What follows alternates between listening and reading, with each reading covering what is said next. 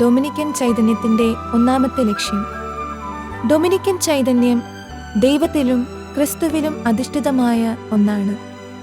അത് ആശ്രമജീവിതപരവും ധ്യാനദർശനപരവും പ്രേഷിതപരവുമാണ്. ഡൊമിനിക്കൻ ചൈതന്യം എന്നത് ദൈവവചനം പ്രസംഗിച്ച ക്രിസ്തുവിൻ്റെയും അവിടുത്തെ അപ്പസ്തോലന്മാരുടെയും ചൈതന്യം തന്നെയാണ്. നമ്മെ ധ്യാനദർശനത്തിൻ്റെ അത്യുന്നത പദവിയിലേക്ക് ഉയർത്തുകയാണ് ഡൊമിനിക്കൻ ചൈതന്യത്തിൻ്റെ ഒന്നാമത്തെ ലക്ഷ്യം.